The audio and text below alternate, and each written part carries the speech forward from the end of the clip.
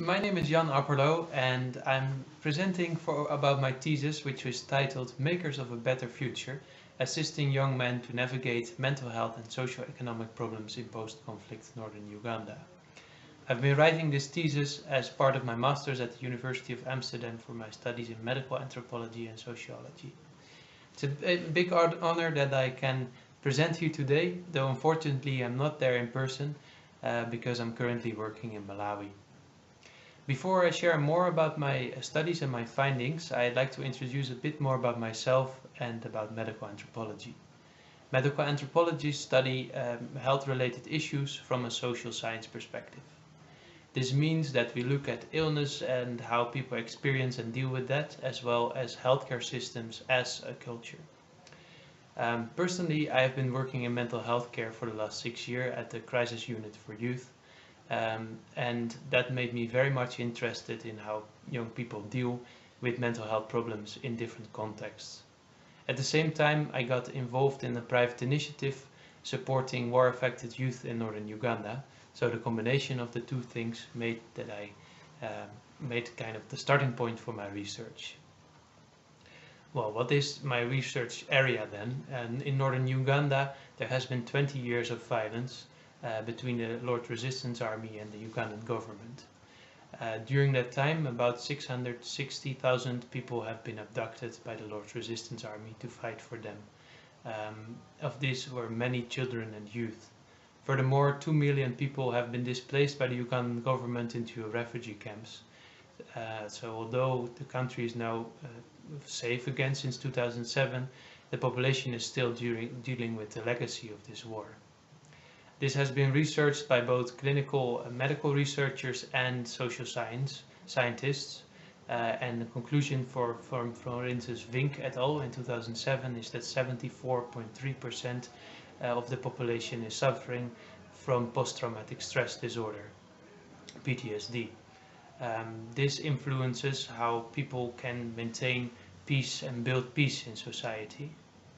So a lot of interventions came in, which can be differentiated between interventions with a mental health focus and interventions with a psychosocial focus, in which the interventions with a mental health focus more on the individual and individual consequences of exposure to violence, while the psychosocial interventions focus much more on strengthening the social and economic system in general.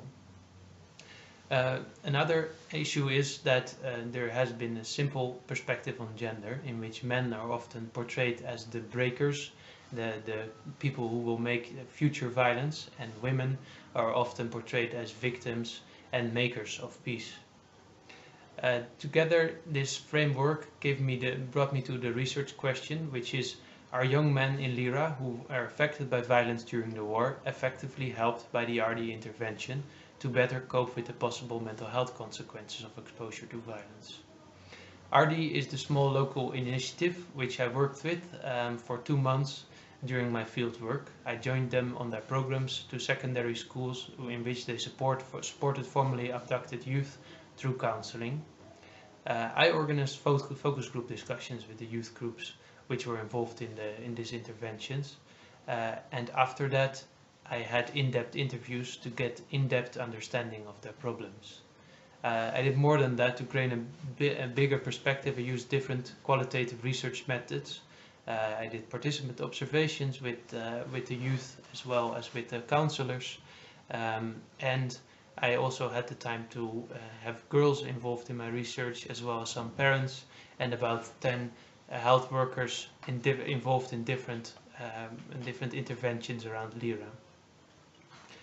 So what are then my findings? I found out that these people truly suffer from mental health problems. They do have bad nightmares. They do face that they've been haunted by bad spirits called Chen, but that is not the most important problem according to the youth. To them, they have much more problems to stay in school and to struggle to get their daily school fees together. Furthermore, another problem is that they're being bullied by their fellow students, especially the ones who've not gone through the experience of abduction, bully the students who have gone through abduction and sometimes scream, for instance, at night at the dormitory. the earlier intervention was actually not very much working to support that. By offering counseling to formerly abducted youth, they were much more exposed to the other students that they had a problem, and this reinforced bullying.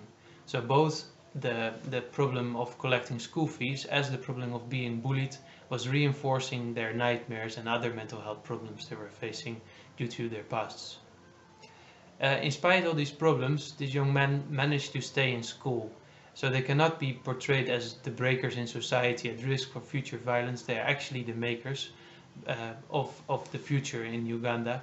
As well, they are still at risk to be stigmatized, to drop out of school due to socioeconomic problems. So they are the makers, but at risk to be broken. So what is the relevance of this study? Practically, it brought a direct change of the program of ARDI.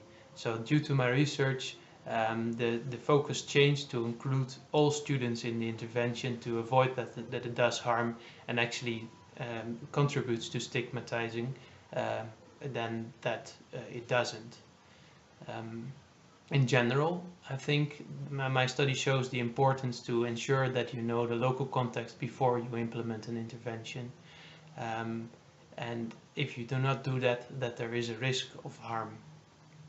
So far, that is briefly what I've been studying during my 2 months of fieldwork, and I've been writing my thesis about. If you like to get more information, you can contact me to email at j.apperlo@gmail.com or contact my supervisor who is present at the presentation today. She's called Annemiek Richters.